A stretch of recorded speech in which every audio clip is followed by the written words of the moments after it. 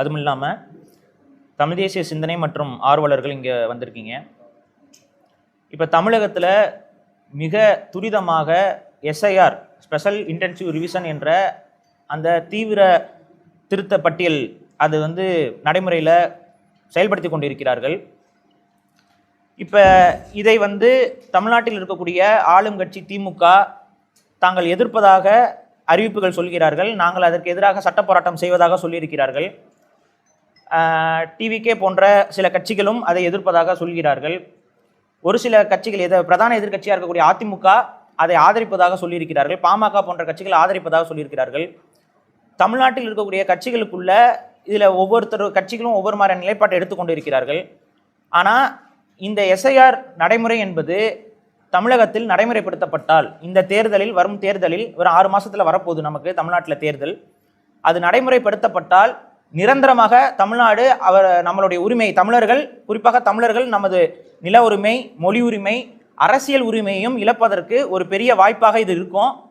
அது மட்டும் இல்லாமல் இந்த எஸ்ஐஆர் நடைமுறை என்பது மிக வேகமாக மிக துரிதமாக அவசர கதியில் நடைமுறைப்படுத்துறதுங்கிறது நிச்சயம் அரசியல் நோக்கம் கொண்டது. அதை விலக்கி பேசுவதற்கும் அதை பற்றியான தமிழக மக்களுக்கு அது சார்ந்த ஒரு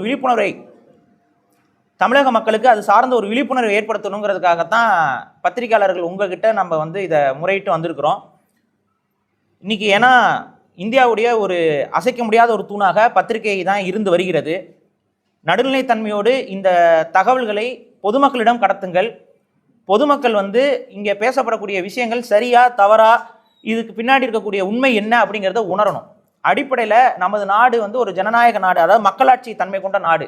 இங்கே இருக்கக்கூடிய அதிகாரம் என்பது மக்களிடம் தான் இருக்கணும்.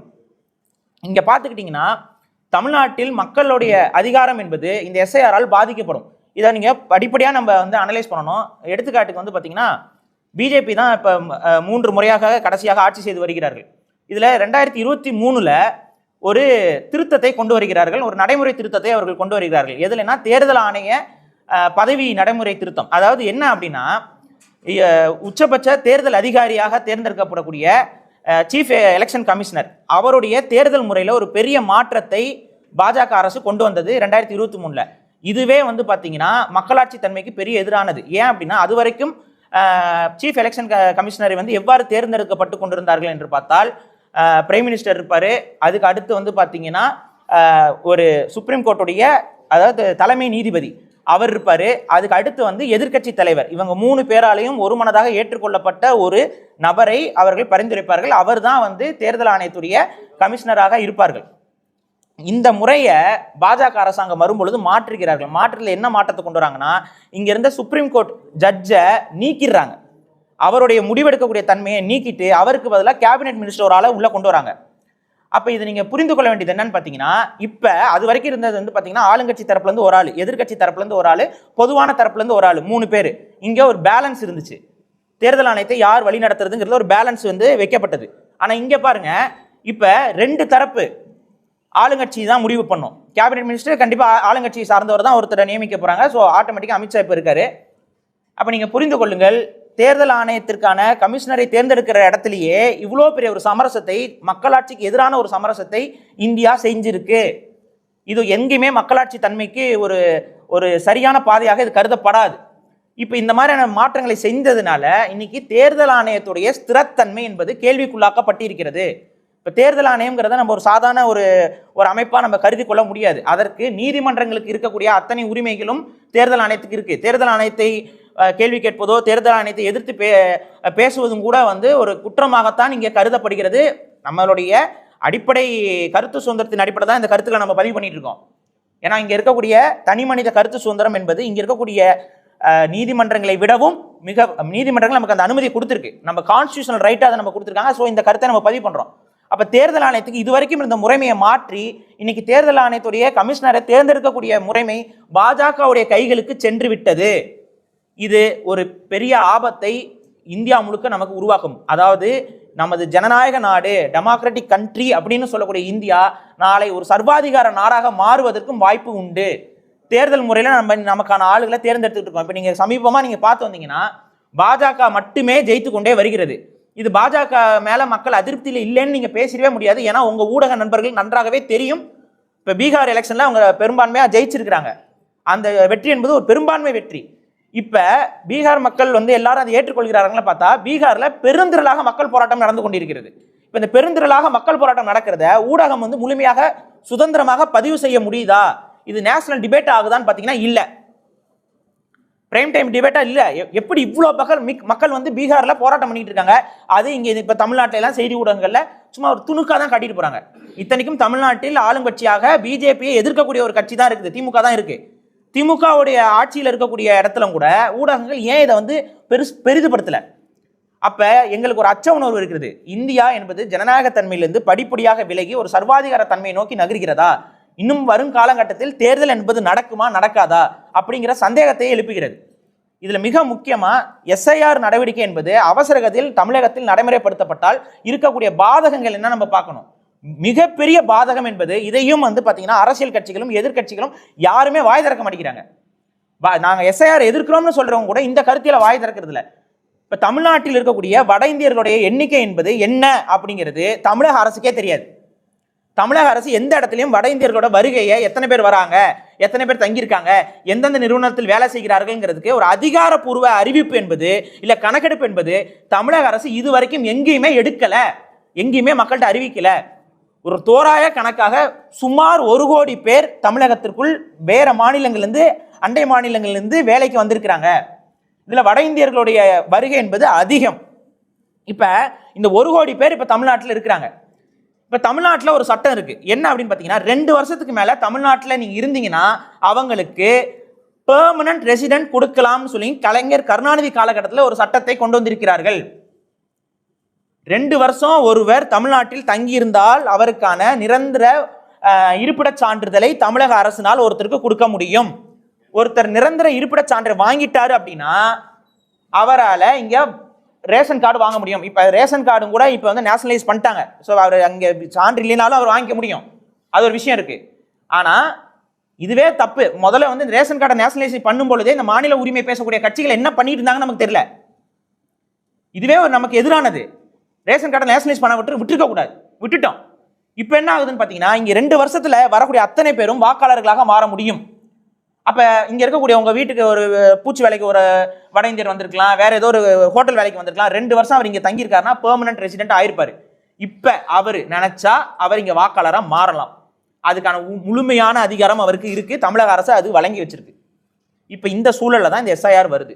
இப்ப நீங்க கேள்வி என்னன்னா, ஏங்க சரி அவங்க விருப்பப்பட்டு அது மாறுறாங்க, அதுல நம்ம எப்படி தலையிட முடியும்னா அது வேற. விருப்பப்பட்டு அவங்க மாறுறாங்களா? அவங்களும் இதில் கட்டாயப்படுத்தப்படுகிறார்கள் எஸ்ஐஆர் முறையில. இதையும் யாரும் பேச மாட்டேங்கிறாங்க. இப்ப ஒரு இங்க எடுத்துக்காட்டுக்கு ஒரு பீகாரி குடும்பம் இங்க தங்கியிருக்காங்கன்னு இங்க தமிழ்நாட்டில் தங்கியிருக்காங்க. ஒரு 2-3 வருஷம் இங்க வேலை பார்க்குறாங்க. அவங்க சொந்த ஊருக்கு போய் வாக்கு போடுறாங்க. நல்லது கெட்டது அவங்க உறவினர் கல்யாணத்துக்கு போறது வரதெல்லாம் அங்க போயிட்டு வந்துட்டு இருக்காங்க. ஒரு போக்குவரத்தா இருக்காங்க. இப்ப இந்த எஸ்ஐஆர் நடைமுறை பீகார்ல நடந்தப்ப என்ன ஆயிடுச்சுன்னா அவங்க இங்க தங்கல, அதாவது பீகார்ல அந்த குடும்பம் தங்கவில்லை அப்படின்னு சொல்லி அங்க அவர்களுக்கு வாக்குரிமை என்பது மறுக்கப்பட்டு விட்டது. இப்ப அந்த குடும்பத்துக்கு வாக்குரிமை பீகார்ல இருக்காது. இந்த ஃபார்ம் இந்த மாதிரி வாக்குரிமை எனக்கு அங்க மறுக்கப்பட்டுச்சுங்கிற ஃபார்மை தமிழ்நாட்டில் காட்டலாம்னு சொல்லி எமிரேஷன் ஃபார்ம்ல பதிவு பண்ணியிருக்காங்க 13வது பாயிண்ட்ல. அப்ப அதோடைய பொருள் என்ன?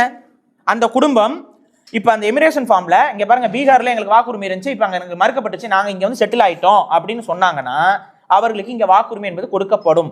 இது அவர்களாக முன் நாங்க தமிழ்நாட்டில் தான் வாழ போறோம், தமிழ்நாட்டில் தான் வாக்கு செலுத்த போறோம் அப்படின்னு அவங்க ஒரு முடிவு எடுத்திருந்தாங்க அப்படின்னா அவங்க அதை செய்யட்டும், அதுல நம்ம விவாதிக்கப்படலை. ஆனா இந்த எஸ்ஐஆர் திருத்தத்தின் மூலமாக இவங்க என்ன பண்றாங்கன்னா அவர்களும் வலுக்கட்டாயத்துக்குள் தள்ளப்படுகிறார்கள். இப்ப அவங்களுக்கு வேற வழி இல்லை. அப்ப என்ன, என்னோட வாக்காளர் அங்க வாக்கு போயிருச்சு எனக்கு, அப்ப நம்ம எனக்கு வாக்காளர் ஓட்டர் எனக்கு எங்க இருக்கும், இங்கதான் இருக்கும், அதையும் கட்டாயம் பதிவு பண்ணணும்னு சொல்லும் பொழுது அவர்கள் எல்லாரும் போய் பதிவு பண்ண ஆரம்பிப்பாங்க. இப்ப நீங்க கவனிங்க, கிட்டத்தட்ட 1 கோடி பேர் இருக்கிறாங்க. இந்த 1 கோடி பேர்ல குறைந்தபட்சம் எத்தனை வாக்காளர்கள் வட இந்திய வாக்காளர்கள் உள்ள வருவாங்கன்னு பாருங்க. இந்த வட இந்திய வாக்காளர்கள் தமிழ்நாட்டுடைய எந்த கட்சிகளுக்கு வாக்கு செலுத்துவாங்க நீங்க நம்புறீங்க? என்ன, திமுக வாக்கு செலுத்த போறாங்களா, அதிமுக வாக்கு செலுத்த போறாங்களா, நாம் தமிழருக்கு வாக்கு செலுத்த போறாங்களா, டிவிகேக்கு வாக்கு செலுத்த போறாங்களா? எந்த கட்சி, எந்த கட்சிக்கு வாக்கு செலுத்த மாட்டாங்க. மாறாக அவர்கள் ஒன்னா பாஜக இல்லைன்னா காங்கிரஸ்ங்கிற தேசிய கட்சிகளுக்கு தான் வாக்கு செலுத்துவாங்க. அப்ப இத்தனை ஆண்டு காலம் மாநில சுயாட்சி பேசி வந்த மாநிலம்ங்கிறது தமிழ்நாடு. மொழி உரிமை பேசி வந்த மாநிலம் தமிழ்நாடு. இந்திய எதிர்ப்பு போராட்டத்தை முதன்மையாக நின்று நடத்தி மாநில மொழிகளுக்கு உரிமை வேண்டும்ங்கிறதுக்கு முன்னுதாரணமாக இருந்த மாநிலம் தமிழ்நாடு. இந்த வரலாறு என்ன ஆகும், நமக்கு என்ன ஆகும்னு கொஞ்சம் யோசிச்சு பாருங்க. நம்மளோட மொழி உரிமை என்ன ஆகும் முதல்ல? இப்ப இந்த 1 கோடி பேர்ல குறைந்தபட்சம் 60 லட்சம் பேர் தமிழ்நாட்டுடைய வாக்காளராக மாறிவிட்டார்கள் என்றால், அந்த 60 லட்சம் பேர் ஒன்னா கூடி ஒரு இடத்துல எங்களுக்கு ஹிந்தி பள்ளிக்கூடங்கள் வேணும், அரசு ஹிந்தி பள்ளிக்கூடங்கள் வேணும்னு சொல்லும் பொழுது உங்களுடைய இருமொழி கொள்கை என்ன ஆகும்? இந்த கேள்விகள் இருக்குது. அப்ப வட இந்தியர் வாக்காளர்களை வலுக்கட்டாயமாக தமிழ்நாட்டு தேர்தலுக்குள் அதுவும் அவசர கதியில் சேர்க்கக்கூடிய ஒரு மாபெரும் சதி திட்டம் தான் இந்த SIR. இந்த கருத்தை நானும் பார்க்கிறேன், எந்த அரசியல் கட்சியும் பேச மாட்டேங்குது, கடந்து போறீங்க. ஏன் அப்படின்னா, எங்க இதை பேசிட்டா அப்படி வரக்கூடிய பீகாரிகள் வாக்கு நமக்கு வராம போயிருமோ அப்படிங்கிற ஒரு அச்ச உணர்வுல இந்த தேர்தலில் பங்கு பெறக்கூடிய கட்சிகள் யாருமே இதை பத்தி பேச மாட்டேங்கிறாங்க. ஒரு பக்கம் என்ன சொல்றாங்க, SIR-ஐ நாங்கள் எதிர்க்கிறோம். ஆமா எதிர்க்கிறோம். ஆனா மறுபக்கம் SIR ஃபார்மை வேகமா ஃபில் பண்ணுங்கிறாங்க. இது என்ன மாதிரியான எதிர்ப்பு? ஒரு செயல் திட்டம் வருது, அந்த செயல் திட்டத்தினால தமிழ்நாட்டுக்கு பெரிய ஆபத்து இருக்கு, தமிழர்களுடைய உரிமை பறிபோகுது, வாக்காளர்களாக நம்ம தமிழர்கள் இருப்போமா இருக்க மாட்டோம். இது வட இந்தியர்கள் வருவது மட்டும் கிடையாது, இன்னொரு பிரச்சனை இருக்கு. இப்ப தமிழ்நாட்டிலையுமே வேலை வாய்ப்புக்காக வெளிமாநிலங்களுக்கு போயிருக்கவங்க திரும்ப இங்க வந்து வாக்கு போட்டுட்டு போயிட்டு இருப்பாங்க. இப்ப இவங்களுக்கு ஒரு கேள்விக்குறி, அந்த தேர்தல் அதிகாரி வீட்டுக்கு வர்ற நேரம் நம்ம இல்லைன்னா அது 3 முறை வருவாங்களாம். அது 3 முறை வந்துட்டாங்களா இல்லையான்னு நம்ம உறுதி செய்யணுமா? எப்படி உறுதி செய்ய முடியும்? அவர் நான் 3 முறை வந்த வீடு லாக்குடு, ஹவுஸ் லாக்குடுன்னு சொல்லிட்டா உங்களுக்கு வாக்குரிமை இல்லை. இப்போ எடுத்துக்காட்டுக்கு நான் சொல்றேன் பாருங்க, இப்போ தஞ்சாவூர்காரங்க, நீங்க தஞ்சாவூர்ல உங்களுக்கு வாக்குரிமை இருக்கு. இப்போ நீங்க சென்னைக்கு வேலை வாய்ப்புக்கு வந்திருக்கீங்க, நீங்க ஏதோ தனியாக வந்திருக்கீங்க, அவங்க அப்பா அம்மாலாம் உங்க கூட வந்து தங்கி இருக்கிறாங்க, இல்லை சென்னையிலே நீங்கள் செட்டிலும் ஆயிருக்கீங்க. ஆனால் வாக்கு போகிறதுக்கு உங்கள் சொந்த ஊருக்கு போயிட்டு வந்திருக்கீங்க. ஏன்னா உங்களுக்கு சொந்த ஊரில் வீடு இருக்குது, நிலம் இருக்குது, தோட்டம் இருக்குது, துறவு இருக்குது, நீங்கள் அந்த ஊருக்கு போயிட்டு வாக்கு போட்டு வந்துட்டு இருக்கீங்க. இனி இதை பண்ண முடியாது, இதை இனி பண்ண முடியாது. இது எந்த அளவுக்கு அரசியல் டெமோகிராஃபியை மாற்றுன்னு பாருங்க. நீங்கள் எங்கே இருக்கீங்க அங்கே வாக்கு போட்டுக்கோங்கிறாங்க. உங்களுக்கு உங்கள் ஊர் நல்லா இருக்கணும்னு நினச்சி வாக்கு போட்டுட்டு இருப்பீங்க, ஒவ்வொரு முறையும் போய் செலுத்திக்கிட்டு இருப்பீங்க. இப்போ அந்த 3 முறை நீங்கள் அங்கே இல்லை அப்படின்னா அவங்க அதிகாரிகள் வந்து கதவை தட்டி பார்க்கும்போது நீங்கள் இல்லை, அவங்க கதவை தட்டி பார்த்துட்டு தான் அதை சொல்லணும் அவசியம் கிடையாது. சரி, உங்களுக்கு வாக்குரிமை மறுக்கப்பட்டுருச்சு, எந்த அதிகாரி உங்கள் வீட்டு கதவை தட்டினாரு? அவர் வந்து தட்டவே இல்லை, உங்ககிட்ட கேட்கவே இல்லை. இப்போ அந்த அதிகாரிக்கு என்ன தண்டனை கொடுக்க போகிறாங்களா? இந்த கேள்வி இருக்குல்ல. ஏங்க, இன்னைக்கே பணிச்சுமை காரணமாக ஒரு ஒரு ஒரு பெண் அதிகாரி, அரசு ஊழியர் தற்கொலை செஞ்சுக்கிட்டாங்க, ஒருத்தங்க தற்கொலைக்கு முயன்று இருக்கிறாங்க. இப்ப திரும்ப அரசாங்கம் என்ன சொல்லுது, 35,000 ரூபாய் கொடுக்குறோம், தேர்தல் பணிகளுக்கு போங்க அப்படிங்கிறாங்க. இப்ப தமிழக அரசோட நிலைப்பாடு என்ன? இதுல ஏதாவது ஒரு நிலைப்பாடு எடுத்திருக்கா? நாங்கள் எதிர்க்கிறோம்ங்கிறாங்க. தமிழக அரசு ஊழியர்களை தேர்தல் பணிக்கு நாங்கள் பயன்படுத்த மாட்டோம்னு ஒரு சட்ட தீர்மானத்தை கொண்டு வர, சட்டமன்றத்தில் ஒரு தீர்மானத்தை நிறைவேற்றுறதுக்கு தமிழக முதல்வரை எது தடுக்கிறது? எது தடுக்குது? இந்த கேள்வி இருக்குல்ல. இல்ல மறைமுக கூட்டணியில் இருக்கீங்களா? சந்தேகமா இருக்கு. அமைச்சர் சேகர்பாபு வந்து ஒரு பிரஸ் மீட்ல பேசுறாரு, நீங்க ஒரு உண்மையான ஊடகம் அதை வெளியிட்டு விட்டார்கள். பிரஸ் மீட்ல பேசிட்டு இருக்காரு, யாரையோ திட்டி பேசிட்டு இருக்காரு, பாஜகவை திட்டி பேசிட்டு இருக்காரு. ஒரு போன் கால் வருது, உன திட்டி தான் பேசிட்டு இருக்கோம் அப்படிங்கிறார். என்ன ஒரு மறைமுக கூட்டணியில் இருக்கீங்களா? இந்த கேள்வி இருக்குல்ல. எதிர்ப்புன்னு சொல்லணும். அதை விட்டுட்டு எங்களுடைய தேர்தல் இதை வந்து நாங்களாம் எல்லாரும் போய் பதிவு பண்ணுங்க, மக்களுக்கு நாங்கள் உதவி செஞ்சு கொடுத்துருக்கோம்னா என்ன உதவி செய்றீங்க? இதை நீங்க உதவி செய்யறது மூலம் யாருக்கு நன்மை நடக்க போகுது? இது தமிழர்களுடைய எதிர்காலத்தை அழிக்கக்கூடிய செயல் திட்டம். இது சில மாதங்களில் நம்ம உரிமையை பறிக்குது, அவசர கதியில் நம்ம உரிமையை பறிக்கிறார்கள். இதற்கு ஒட்டுமொத்த தமிழர்களும் தமிழகமும் தமிழக அரசும் எதிர்நிலைப்பாடு எடுக்கணுமே ஒழிய அதை ஆதரித்துக் கொண்டு மக்களை துன்புறுத்தி கொண்டிருக்க கூடாது. இது துன்புறுத்தல் இல்லையா? இப்ப இன்னொன்னு கவனிங்க, சரியா போன ஜனவரி மாசம் தான் 6ஆம் தேதி தான், போன ஜனவரி 6ஆம் தேதி தான் தமிழகத்துடைய தேர்தல் பட்டியல் என்பது முழுமையாக அறிவிக்கப்பட்டது, சீர்திருத்தம் செய்யப்பட்டது. இறந்த வாக்காளர்கள் இவங்கெல்லாம் நீக்கிட்டு போன ஜனவரி மாசம் 6ஆம் தேதி அதுக்குள்ள முறைகேடு நடந்துச்சா? அப்ப போன ஜனவரி மாசம் வெளியிட்டது எந்த அமைப்பு? இதே தேர்தல் ஆணையம் தானே. ஏங்க எனக்கு கேட்கல, தேர்தல் பட்டியலில் முறைகேடு இருக்குன்னா அதுக்கு பொறுப்பு யாருங்க? அதுக்கு பொறுப்பு யாரு? நீங்களும் நானுமா? உங்க பேர் இருக்கிறதோ, இல்லை உங்களை மாதிரி 10 பேர் இருக்கிறதோ, இல்லை லார்ட் தேனோஸ் பேர் இருக்கிறதோ, இல்லை ஏதோ ஒரு வெளிநாட்டில் இருக்கக்கூடிய ஒரு மாடல் அழகி வந்து 10 முறை இங்கே வாக்கு செலுத்தின மாதிரி பதிவாயிருக்கிறதோ என்னோட பிரச்சனையா? அது தேர்தல் ஆணையத்தோட முறைகேடு இல்லையா? யார் அதுக்கு பொறுப்பேற்கணும்? தேர்தல் ஆணையத்தில் எடுக்கப்பட்ட பட்டியலில் நிறைய முறைகேடுகள் இருக்கு. அதற்கு மக்களா பொறுப்பேற்க முடியும்? மக்களை துன்புறுத்திக்கிட்டு இருக்கீங்க. அந்த முறைகேடான பட்டியலை வெளியிட்ட தேர்தல் ஆணைய அதிகாரிகள் மீது ஏதாவது நடவடிக்கை எடுக்கப்பட்டுச்சா? அப்புறம் இங்க நடக்கிறது அரசாங்கமா இல்ல சர்வாதிகாரமா? இப்ப சரி, இந்த எமிரேஷன் ஃபார்ம் இதை கொடுத்து எல்லாரும் பதிவு பண்ணுங்க, உங்களுக்கு வாக்கு கிடைச்சிடும் அப்படின்லாம் சொல்லிட்டு இருக்காங்க. நம்ம ஆட்களும் வேக வேகமா அவசர அவசரமா போய் பதிவு பண்றீங்க.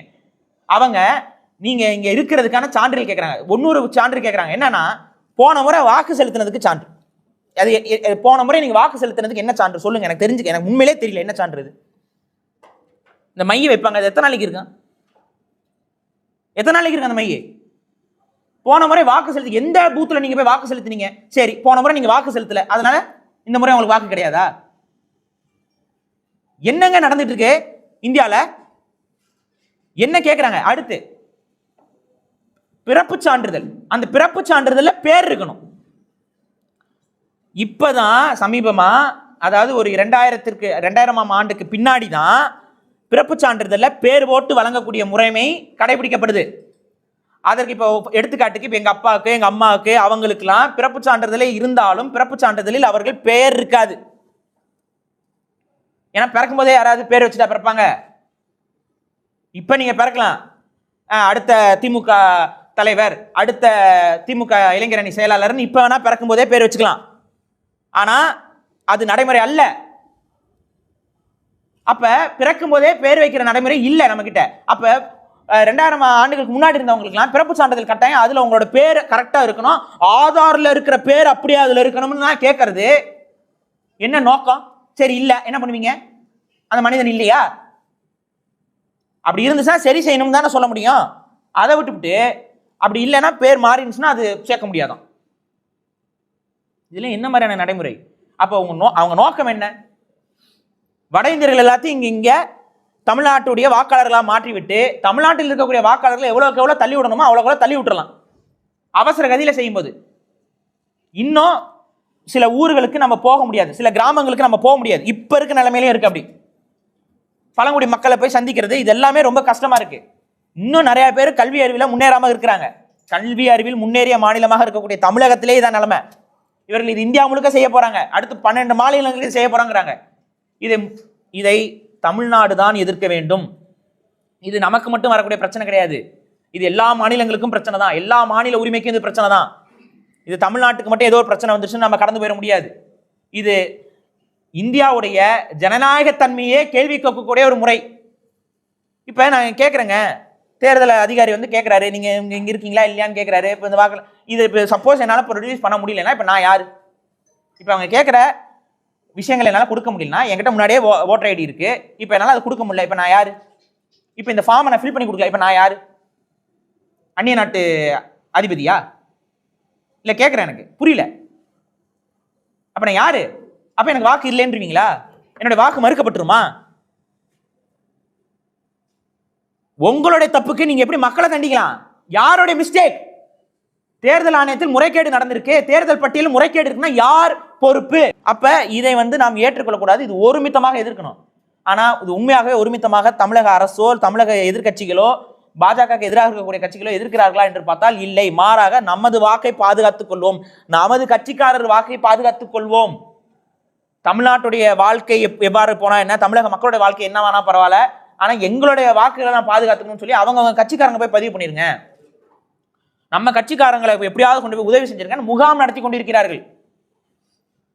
இதை ஏற்கக்கூடாது. நம்ம இதை நாம் ஏற்றோம் அப்படின்னா, நான் சொன்னது போல வட இந்தியர்களுடைய அதிகாரம் இல்ல வட இந்தியர்களோட வாக்குகள் என்பது பெருவாரியாக இந்த பட்டியலில் சேர்க்கப்பட்டுரும். ஒன்ஸ் அவங்க வந்து சேர்ந்துட்டாங்க அப்படின்னா தமிழ்நாட்டுடைய உரிமை என்பது முழுமையாக பறிக்கப்படும். அப்ப நம்ம தமிழக அரசுக்கும் தமிழக மக்களுக்கும் சில கோரிக்கைகளையும் இதனோட நான் வந்து பதிவு செய்கிறேன். இது முடிச்சதுக்கப்புறம் கேள்வி பதில்களும் நாங்கள் வந்து இது கொடுக்குறோம். உங்களுக்கு ஏதாவது சந்தேகங்கள் இருந்தால் கூட கேளுங்க. அடிப்படையில் வந்து பார்த்தீங்கன்னா, தமிழக அரசு எடுக்க வேண்டிய முடிவாக நாங்கள் பரிந்துரைப்பது என்ன அப்படின்னு பார்த்தீங்கன்னா, ஒரு சட்டமன்றத்தில் ஒரு தீர்மானத்தை தமிழக அரசு நிறைவேற்ற வேண்டும், தமிழக முதல்வர் நிறைவேற்ற வேண்டும். அது என்ன அப்படின்னு பார்த்தீங்கன்னா, தேர்தல் பணிகளுக்கு தமிழக அரசு ஊழியர்களை நாங்கள் வற்புறுத்த மாட்டோம், நாங்கள் பங்கு பெற செய்ய மாட்டோம்ங்கிற அரசு முடிவாக தீர்மானமாக தமிழக அரசு எடுக்க வேண்டும். இவ்வாறு எடுத்தால் மட்டும்தான் அது நீங்கள் உண்மையாக எதிர்க்கிறீர்கள் என்று பொருள். எஸ்ஐஆர் நாங்கள் எதிர்க்கிறோம் என்று பேசிக்கொண்டு இந்த தீர்மானத்தை இன்னைக்கு மெஜாரிட்டி கவர்மெண்ட்டாக தான் நீங்கள் வச்சிருக்கீங்க, உங்களால் அது எடுக்க முடியும், நீங்கள் அதை எடுங்க, அந்த தீர்மானத்தை நடைமுறைப்படுத்துங்க. தமிழக அரசு ஊழியர்களை நாங்கள் இந்த தேர்தல் பணிக்காக, இந்த எஸ்ஐஆர் பணிக்கு, தேர்தல் பணிகளை எஸ்ஐஆர் பணிக்காக நாங்கள் வற்புறுத்த மாட்டோம், அவர்களை பயன்படுத்த மாட்டோம் அப்படிங்கிற ஒரு சட்டமன்ற தீர்மானத்தை தமிழக அரசு உடனடியாக எடுக்க வேண்டும். அதுதான் உண்மையான எதிர்ப்பு. அடுத்து, தமிழக மக்களுக்கு ஒருமித்த குரலாக எப்படி நம்ம ஜல்லிக்கட்டு போராட்டத்திற்கு இது எனது உரிமை பறிக்கப்படுகிறது, எனது வாழ்வியல் என்பது அளிக்கப்படுகிறது அப்படிங்கிறோமோ, அதை விட 100 மடங்கு நம்மளுடைய உரிமையும் வாழ்வியலையும் பறிக்கக்கூடிய, எதிர்காலத்தையும் நம் நிலத்தையும் தாய் நிலத்தையும் பறிக்கக்கூடிய ஒரு அரசியல் நடக்குது. ஒட்டுமொத்த தமிழர்களும் ஒத்துழையாமை எப்படி காந்திய வழியில் காந்தி ஒத்துழையாமை இயக்கத்தை பயன்படுத்தி இந்தியாவுக்கு சுதந்திரம் ஆட்சி கொடுத்தாரோ, அதே போல நமக்கான சுதந்திரத்தை இங்கு நிலையாட்ட வேண்டும் என்றால் அந்த ஒத்துழையாமையை நாம் கையில் எடுக்க வேண்டும். எமிரேஷன் ஃபார்மை எங்களால் ஃபில் பண்ண முடியாது, நாங்கள் இதுக்கு கம்பைல் ஆக மாட்டோம், உங்க தப்பு எங்க மேல திணிக்காதீங்க, உங்க தப்பு எங்க மேல திணிக்காதீங்க தான் சொல்லணும். இந்த எமிரேஷன் ஃபார்மை ஃபில் பண்ணி கொடுத்துக்கிறீங்கன்னா அவங்களுடைய அதிகாரத்திற்கு நீங்கள் அடிபணிகிறீர்கள் என்று பொருள்.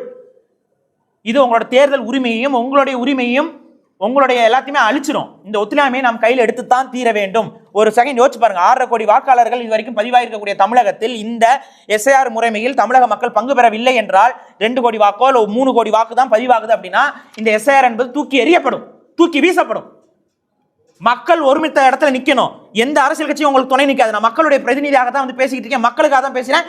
மக்கள் நாளைக்கு ஒரு பெரிய பாதிப்பை சந்திக்க கூடாதுங்கிறதுக்காக தான் பேசுறேன். இதனால எங்களுக்கு என்ன பாதிப்பு வந்தாலும் பரவாயில்லைங்கிற ஒரு முடிவோடு தான் வந்து பேசிக் கொண்டிருக்கிறோம். யாராவது இதை பேசி ஆகணும். இதை பேசுவதால் எங்களது குரல்கள் நறுக்கப்படும், நசுக்கப்படும். இதுல மாற்றுக்கருத்துல, ஏன்னா இந்தியா ஒரு சுதந்திர நாடாக இல்லை. தனி மனித கருத்து சுதந்திரத்துக்கு இந்தியாவில் இடம் இல்லை. இது ஒரு சர்வாதிகார தன்மையில போய்கிட்டு இருக்கு. இதை எதிர்த்து குரல் கொடுத்து தான் தீர வேண்டும். அதனாலதான் மக்கள்கிட்ட இந்த விஷயத்தை சொல்றேன். நீங்கள் இந்த நடைமுறைக்கு உடன்பட்டு விட்டீர்கள் என்றால் உங்களுடைய எதிர்காலத்தை யாராலும் காப்பாற்ற முடியாது. இந்த நடைமுறைக்கு எதிராக தமிழக மக்கள் ஒன்று கூட வேண்டும், ஒருமித்தமாக முடிவெடுக்க வேண்டும். உங்களுக்கு சந்தேகம்னா எவ்வளவு கேள்விகள் வேணாலும் கேளுங்க, அரசாங்கத்தின் மீது அத்தனை கேள்விகள் கேளுங்க. ஒரே ஒரு கேள்வி, பீகார்ல நடக்கிற எலெக்ஷனை பத்தி தமிழ்நாட்டுடைய எமிரேஷன் ஃபார்ம்ல ஏன் பதிவு வரணும்? 13வது பாயிண்ட்ல ஏன் எலெக்ஷன் கமிஷன் அதை அறிவிச்சிருக்கு? இதுக்கு ஒரு பதில் சொல்ல முடியுமா? அப்ப வட இந்திய வாக்காளர்களை கொண்டு வருவதுதானே இவரோட தலையாய நோக்கமா இருக்கு. வட இந்திய வாக்காளர்கள் இங்க வருவது தமிழக மக்களுக்கு சரியா?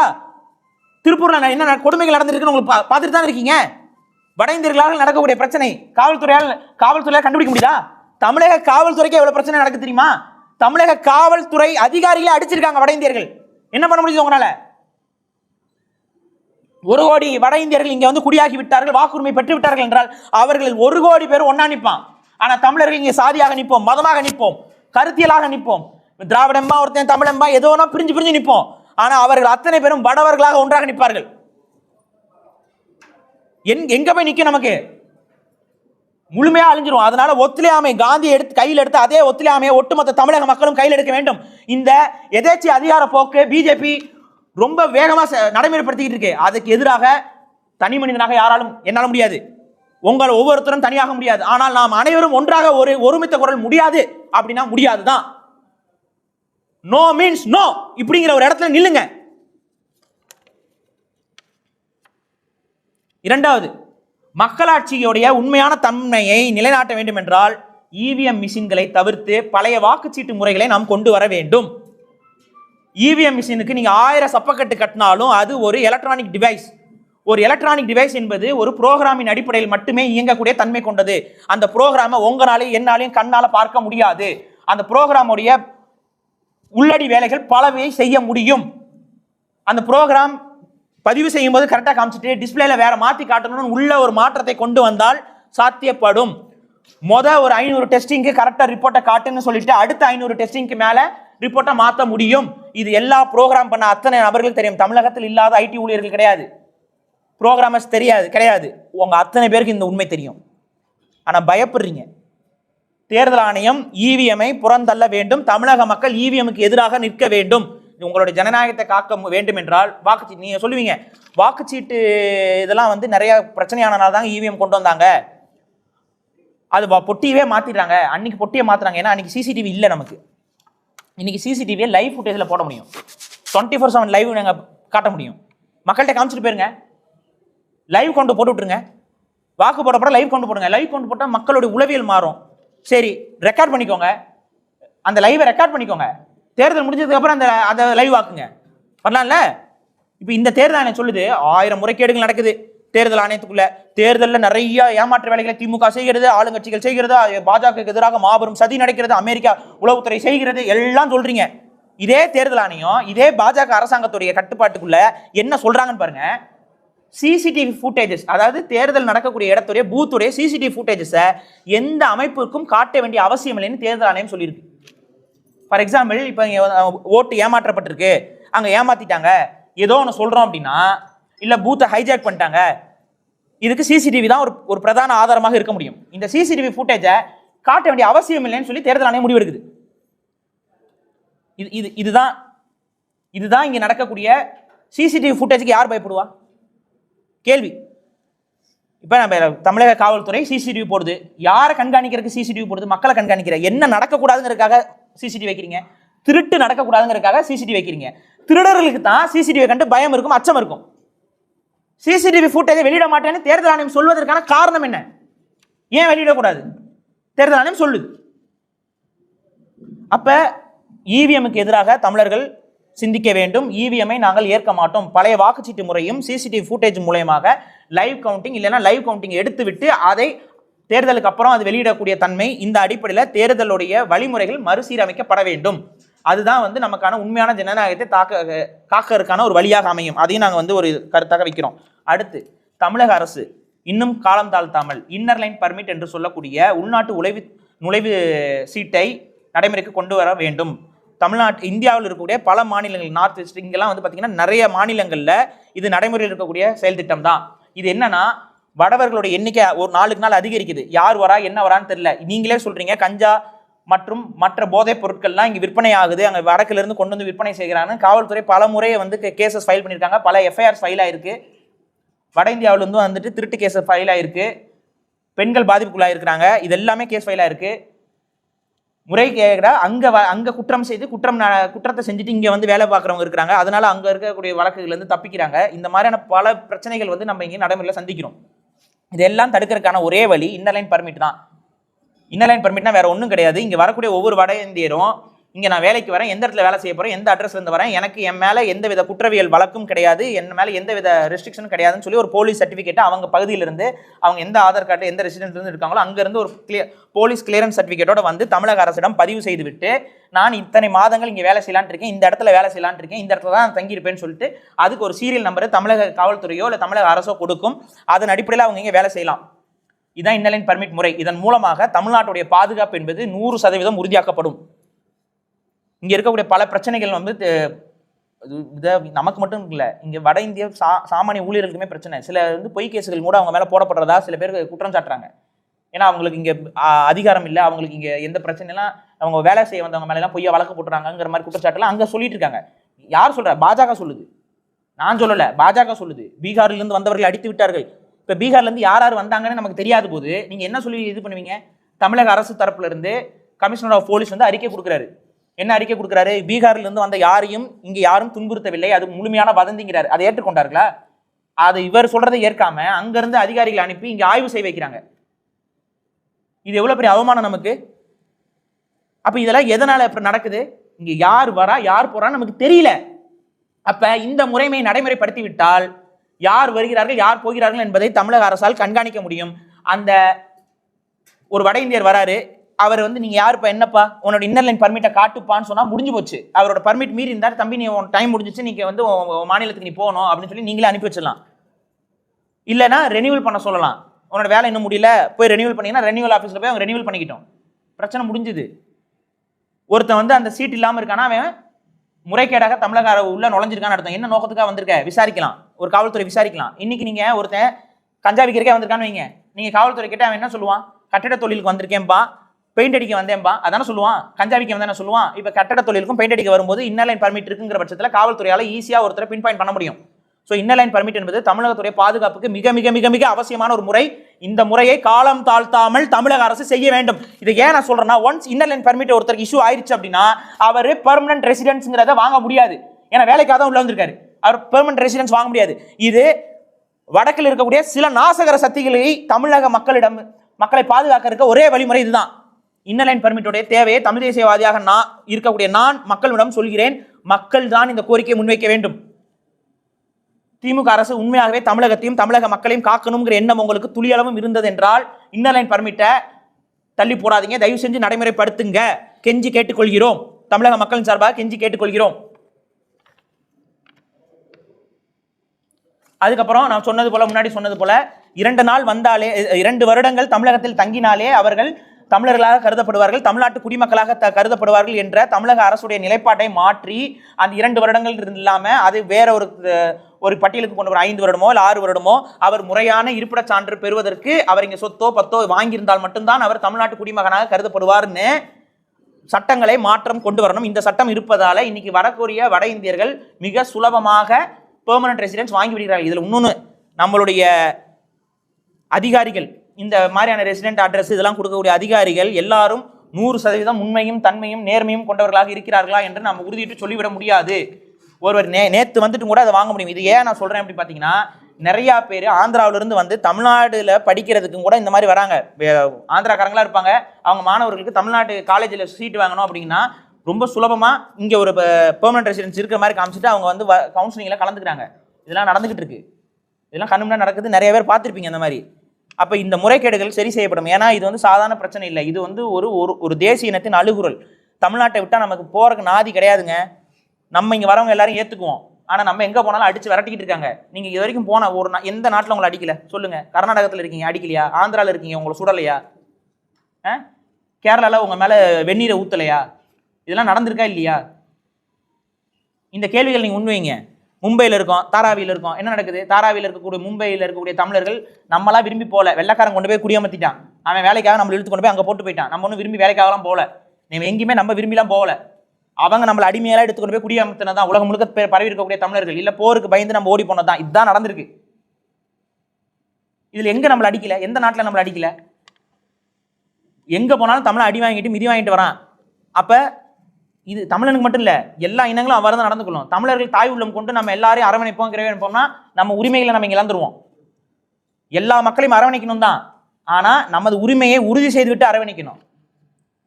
இதுதான் இங்கே நான் சொல்கிறது. இன்னொரு இது ஒரு ரொம்ப அறிவாளித்தனமான சில இந்த பாஜக தரப்பு நபர்கள்லாம் பேசும்பொழுது, நீங்கள் ஒரு ஊரில் இருக்கீங்க தமிழ்நாட்டில், வேற ஒரு ஊரில் நீங்கள் வாக்காளர் வாங்கினது இல்லையா? இது ஒரே நாடு தானே, ஒரே இந்தியா தானே எல்லாம் சொல்கிறதெல்லாம் கேட்குறதுக்கு நல்லா தான் இருக்குது. என் வீட்டில் நான் சமையல் அறையில் இருக்கேன், படுக்கை அறையில் இருக்கேன், கழிவறையில் இருக்கேன், அது என்னுடைய உரிமை. பக்கத்து வீட்டுக்காரன் படுக்கை அறைக்கு நான் போனால் அவன் என்ன சொல்லுவான்? ஏய் நீ யார், எதுக்கு நீங்கள் உள்ள வரேன்னு கேட்க தான் செய்வான். ஒரே தெரு தான், ஆனால் வீடு வேற வேற.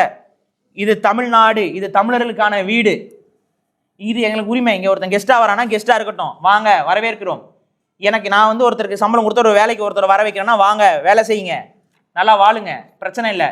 ஆனால் என்னுடைய எதிர்காலத்தையும் என்னுடைய நாட்டுடைய எதிர்காலத்தையும் எனது மக்களுடைய எதிர்காலத்தையும் தீர்மானிக்கக்கூடிய இடத்துக்கு இவர்கள் சென்றார்கள் என்றால் அது எனது அழிவு. அந்த அழிவுக்கு நான் தலை வணங்கி போவேன்னா என்னால் ஏற்றுக்கொள்ள முடியாது. இதை நாம் கடுமையாக எதிர்க்க வேண்டும். இந்த எஸ்ஐஆர் முறைமையை தமிழக மக்கள் ஒத்துழையாமை என்ற ஒரு ஆயுதத்தை, உன்னதமான ஒரு அகிம்சை வழி ஆயுதத்தை நமது வழிகாட்டல், நமது முன்னோர்களுடைய வழிகாட்டலின் அடிப்படையில் இது ஒட்டுமொத்தமாக எதிர்க்கணுங்கிறது தான் என்னுடைய முழுமையான கருத்து. என்னுடைய கருத்தை இதோட நிறைவு செய்கிறேன். உங்களுக்கு ஏதாவது பத்திரிகையாளர்களுக்கு ஏதாவது சந்தேகங்கள் இருந்தால் நீங்கள் தாராளமாக கேளுங்க.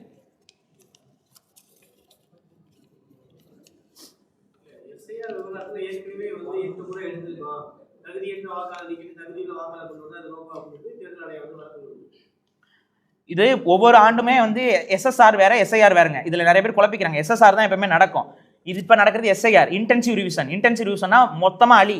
எடுத்துக்காட்டுக்கு சூரி புரோட்டா திங்கிறாரு கடையில, சூரி புரோட்டா திங்கும் போது கணக்கு வச்சுக்கிட்டே இருக்கிறது அப்படிங்கிறது எஸ்எஸ்ஆர். இப்ப புரோட்டா கணக்கு தப்புன்னு சொன்ன உடனே சூரிய என்ன சொல்லுவாரு? அதெல்லாம் செல்லாது, முதல்ல இருந்து நான் சாப்பிட்றேன் பாருல, அதுதான் எஸ்ஐஆர். இப்ப என்ன சொல்றாங்கன்னா, இந்த நம்ம இப்ப வாக்காளர்கள் தான் நம்ம எல்லாரும், ஆனா இப்ப நம்ம வாக்கெல்லாம் செல்லாது, முதல்ல இருந்து கணக்கு பண்ணுங்கிறாங்க. இங்க இறந்தவர்களும் இங்க புதுசா சேர்றவங்களையும் கணக்கு பண்றதுதான் முறையா இருக்குமே ஒழிய, அதே போல ரிப்பீட்டடா வார்த்தைகள் இதெல்லாம் வந்து ஒரு சின்ன ஒரு அப்ளிகேஷன்ல பண்ணிடலாம்.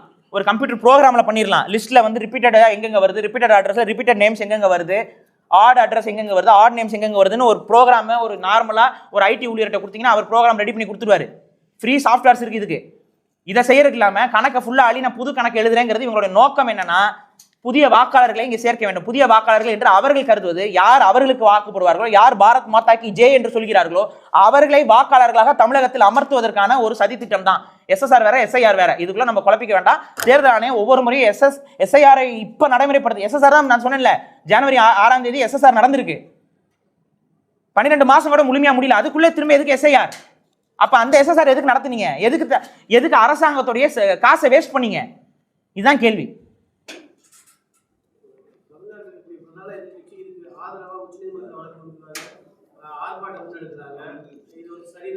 இல்ல, இது அதிமுக வந்து வெக்கி தலை குனிய வேண்டிய நிலைமைக்கு தள்ளப்படணும். தமிழக மக்கள் எல்லாரும் அதிமுகவை கேள்வி கேட்கணும். காரணம் என்னன்னா, அண்ணா அவர்களை வந்து முன்னிலைப்படுத்தக்கூடிய அதிமுக, அண்ணாவோட கொள்கையை கொண்டதாக தன்னை அடையாளப்படுத்திக் கொள்ளக்கூடிய அதிமுக ஒட்டுமொத்த மாநில அதிகாரத்துக்கும் எதிராக இருக்கக்கூடிய இந்த முறைமையை வந்து ஆதரிப்பேன் என்று சொல்வதே கேவலம். அதை வழக்கு வேற போய் போடுவது அதை விட கேவலம். அந்த கேவலத்திற்கு நீதிமன்றமே அவர்கள் பதில் கொடுத்துச்சு. உங்களுக்கு தேவைன்னா தனியா வழக்கு போடுங்க, அதை விட்டு வேற ஒரு வழக்குல வந்து உள்ள ஜாயின் பண்ண முடியாது ஆப்போசிட்டான்னு சொல்லி அவங்களை அனுப்பி விட்டுருக்காங்க. இதுதான் நடந்திருக்கு. ஸோ இங்க என்ன பாத்தீங்கன்னா, அதிமுக செய்யறது பச்சை தமிழின துரோகம். எடப்பாடி பழனிசாமி அவர்கள் தன்னுடைய அதிகாரத்தை காப்பாற்றிக் கொள்ள வேண்டும் என்பதற்காக, தன்னுடைய கட்சியில அதிகாரத்தை காப்பாற்றிக் கொள்ள வேண்டும் என்பதற்காக இந்த மாதிரி வளைந்து கொடுத்து நெளிந்து கொடுத்தால் அவருடைய நம்பகத்தன்மை வந்து உடைத்தெறியப்படும். நீங்க நினைக்கலாம், இங்க வந்து 1 கோடி வாக்காளர்கள் உள்ள ஆட் ஆனாங்க அப்படின்னா அது பிஜேபி கூட்டணியில் இருக்க நமக்கு தானே வரும். அதனால நம்ம இந்த முறை வரலாம், அடுத்த முறை நீங்க இருப்பீங்களா? அதிமுக இருக்குமா? இந்த முறையே நீங்க இருப்பீங்களாங்கிறது சந்தேகம் தான். நீங்க தான் கூட்டணியே வச்சுட்டீங்க. அப்படி இருந்தும் வந்து பிஜேபியோட கூட்டணியில் இருக்கவங்கலாம் உங்களுக்கு எதிராகவே பேசிக்கிட்டு இருக்காங்களே, ஏன் இதுக்கு பதில் சொல்ல முடியுமா? அதிமுகவால பிஜேபியோட கூட்டணியில் இருக்காங்க, உங்களை விட்டு பிரிந்து போனவங்க பிஜேபியோட கூட்டணியில் தான் இருக்காங்க. அப்படி இருக்கிறவங்க எந்த அடிப்படையில் உங்களுக்கு எதிராகவே பேசிக்கிட்டு இருக்காங்க? நீங்க கூட்டணியில் தான் இருக்கீங்க. எந்த நேரமும் உங்களுடைய பொறுப்பு என்பது நீக்கப்படும். நீங்க அவங்களுக்கு பர்மிஷன் கொடுக்க அவர்களுக்கு வளைந்து கொடுக்க நீங்கள் தான் ஒண்ணும் இல்லாமல் போவீர்கள். இதை நான் வெளிப்படையாவே பதிவு பண்றேன்.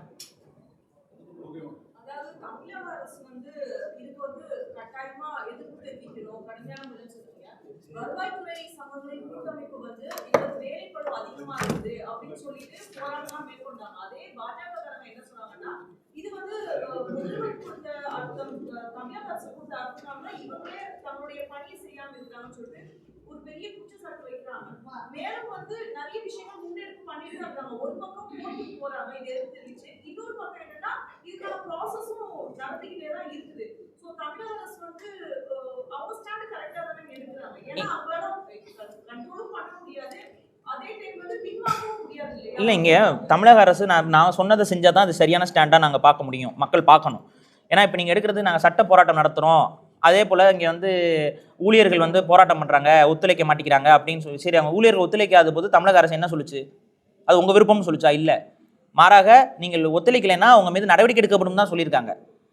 அதுக்கப்புறம் வந்து தேர்தல் ஆணையம் வந்து அவர்களுக்கு அதிக சம்பளம் கொடுக்குறோம்னு ஒப்புதலும் கொடுத்துருக்கிறார்கள்.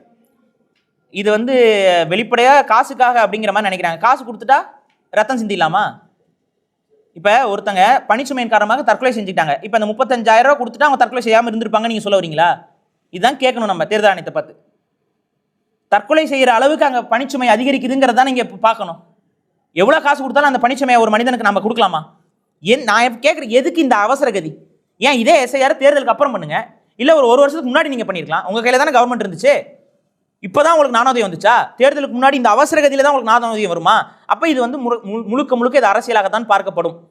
இன்னொன்று, நாங்கள் வழக்கு போட்டிருக்கோம், வழக்காடுறோம் அப்படி, இதை நீங்கள் பாருங்க. ஆதார் கார்டு வந்துச்சு, ஆதார் கார்டு வந்தப்ப அது மேண்டேட்டரி கிடையாது அப்படின்னு சொல்லி சொல்றாங்க. மத்திய அரசும் அதான் சொல்லிச்சு. ஆனால் எல்லா மக்களும் திணிக்கப்பட்டாங்க. இல்லை, ஆதார் கார்டு கட்டாயம் எடுக்கணும்னு ஒரு பக்கம் சொல்லப்பட்டு இருந்துச்சு. ஆதார் கார்டுக்கு எதிராக வழக்கு நடந்துச்சு கோர்ட்டில்.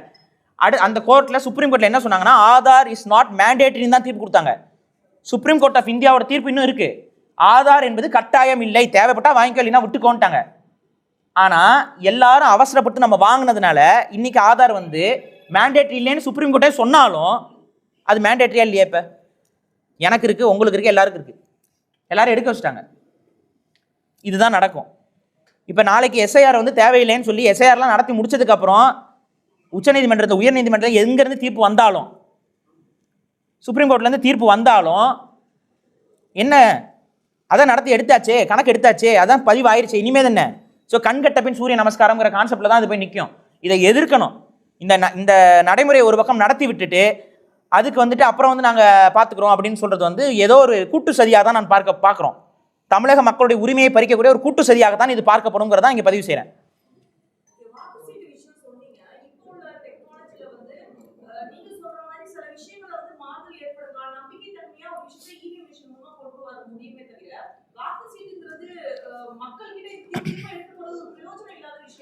இல்லைங்க, இங்கே நம்ம எப்படி இதை அணுகணும் அப்படின்னு பார்த்தீங்கன்னா, ஒரு ஃபிசிக்கல் ப்ரூஃப் ஆஃப் அவர் ஓட் அப்படிங்கிறது நம்மக்கிட்ட இருக்கணும். அந்த ஃபிசிக்கல் ப்ரூஃப் வந்து ஒரு டிஜிட்டல் மீடியம்குள்ளே நீங்கள் இது என்ன மாதிரி கூட வச்சுக்கோங்க. ஒரு டிஜிட்டல் மீடியம்குள்ளே ஒரு ஃபிசிக்கல் ப்ரூஃப்ங்கிறது கிடையவே கிடையாது. Any digital form of medium is hackable, is ஆல்டர்னேட்டாக பண்ண முடியாது. அதுக்கு தகுந்த மாதிரி ப்ரோக்ராம் உருவாக்க முடியும். அந்த ப்ரோக்ராமை அது நிறைய பேர் போட்டு காமிச்சிருக்காங்க. இவங்க என்ன சொல்கிறாங்கன்னா, எங்களை நம்புங்கள், தேர்தல் ஆணையத்தை நம்புங்கள், நம்பிக்கைத்தான் எல்லாம் தான் நீங்கள் சொல்கிறீங்க ஒழிய அந்த நம்பிக்கைக்கு பின்னாடி நமக்கு என்ன நடக்குதுங்கிறது ஒரு பிளைண்ட் பிலீஃபில் தான் நம்ம போக முடியும். அந்த பிளைண்ட் பிலீஃப் இருக்கக்கூடாது, வெரிஃபைபிளாக ஒரு விஷயம் இருக்கணும். பட் எலக்ட்ரானிக் இதில் வந்து வெரிஃபைபிளாக ஒரு விஷயத்தை பண்ணவே முடியாது. ஈஸியாக அதில் வந்து ஒரு வேலையை செஞ்சிட முடியும், ஒரு ஏமாற்றத்தை செய்ய முடியும். அப்போ நாங்கள் இங்கே என்ன சொல்கிறோம்னா, எதுக்கு அந்த ரிஸ்க்கு? இன்றைக்கி டெக்னாலஜியில் நம்ம மற்ற நாடுகள்கிட்ட டெக்னாலஜி, ராணுவ டெக்னாலஜியில் அந்த ஒப்பந்தம் போட்டுட்ருக்கோம். ரஷ்யா கிட்ட போடுறோம், அமெரிக்கா கிட்ட போடுறோம். இது மாதிரி வளர்ந்த நாடுகள்லாம் ஒவ்வொரு நாட்டுக்கு போய் டெக்னாலஜிக்காக நம்ம போகிறோம், சீனாவுக்கு போடுறோம். இதில் எந்த நாட்டில் எலக்ட்ரானிக் ஓட்டிங் மிஷினை நடைமுறையில் வச்சுருக்காங்க? அவங்கள விட நம்ம டெக்னாலஜி வளர்ந்துட்டோம்னு நம்ம சொல்ல போகிறோமா, இல்லை அவங்களுக்கு தெரிஞ்ச ஒரு விஷயம் நமக்கு இங்கே தெரியாமல் இருக்கா? இவ்வளோதான் கேள்வி. இப்போ நம்ம வச்சுருக்க எல்லாருடைய ஃபோனும் ஹேக்கபிள் தான். எந்த கம்பெனி ஃபோனாக இருந்தாலும் சரி, இட் இஸ் ஹேக்கபிள். அதனால தான் சொல்ல, தெரியாமல் ஒன்று அமைக்கிட்டிங்கன்னா அது வந்து உங்களோட பணம் போயிடுது. இன்றைக்கி பணம் போதா இல்லையா? பேங்க்குடைய அக்கௌண்ட்ஸ்லேருந்து பணத்தை திருடுறாங்களா இல்லையா? ஒரு சின்ன தவறு நடக்கும்போது, ஒரு சின்ன பிரச்சனைகள் நடக்கும்போது, இவ்வளோதான் விஷயம். அப்போ எலக்ட்ரானிக் பேஸ் மீடியமை வந்து நம்ம முழுமையாக அங்கீகரிக்க முடியாது, ஆதரிக்க முடியாது. நம்மளுடைய பழைய வாக்குச்சீட்டு முறை என்பது தான் ஓரளவுக்கு ஸ்திரத்தன்மை கொண்டது. அன்றைக்கி அந்த ஸ்திரத்தன்மை இல்லாமல் போனதுக்கு நமக்கு வீடியோ இந்த மாதிரியான ஆதாரங்கள் கிடையாது. ஆனால் இன்றைக்கி வந்து இன்னைக்கு இருக்கக்கூடிய சர்வேலன்ஸ் டெக்னாலஜி ரொம்ப அதிகமாக வளர்ந்துருக்கு. அன்றைக்கி பார்த்தீங்கன்னா ஒரு காவல் அதிகாரியோ 2 காவல் அதிகாரியோ போட்டிருப்பீங்க, அவங்ககிட்ட காசு கொடுத்துட்டாலோ இல்லை அவங்களை மிரட்டிட்டாலோ அதை சாத்தியப்படுத்திடலாம். ஆனால் இன்றைக்கி சிசிடிவி ஃபுட்டேஜில் வச்சுக்கோங்க, சிசிடிவி சர்வேலன்ஸில் வச்சுக்கோங்க. இன்றைக்கி மக்கள் ஒவ்வொருத்தருக்கிட்டையும் ஃபோன் இருக்குது, எல்லார்கிட்டையும் ஃபோன் இருக்குது, அதில் எல்லாருக்கிட்டையும் கேமரா இருக்குது. பல ஆயிரம் கண்களால் இந்த உலகம் பார்த்து கொண்டு இருக்குது. யாரும் அப்படி ஏமாத்திட முடியாது. ஸோ ஆகவே இன்றைக்கி இருக்க டெக்னாலஜியில் நம்ம வாக்குச்சீட்டு முறைமைக்கு போடுறது தான் இந்த ஜனநாயகம் என்பது காக்கப்படும். நான் இங்கே பேசி கொண்டு இருப்பது என்பது ஏதோ எனக்கோ அப்படிலாம் இல்லை, இந்த நாட்டுடைய எதிர்காலத்துக்காக நான் பேசிக்கிட்டு இருக்கேன். இந்த நாடு என்பது நல்லவர்களால், நேர்மையானவர்களால், மக்களால் ஆளப்பட வேண்டும் என்றால், மக்களுடைய விருப்பத்திற்கு ஏற்ப இந்த நாடு ஆளப்பட வேண்டும் என்றால் அது வாக்குச்சீட்டு முறைமையில் தான் சாத்தியம். இவிஎம்ல சந்தேகத்திற்குரியதே அப்படிங்கிறது தான் என்னுடைய இறுதி கருத்து.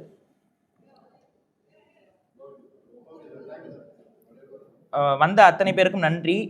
பதிவு பண்ணியிருப்பீங்க, உங்களுக்கும் அழுத்தங்கள் இருக்கும். தயவு செஞ்சு இந்த விஷயத்தை மக்கள்கிட்ட கடத்துங்க. அதற்காக தான் நம்ம வந்து இதை பேசுகிறோம்.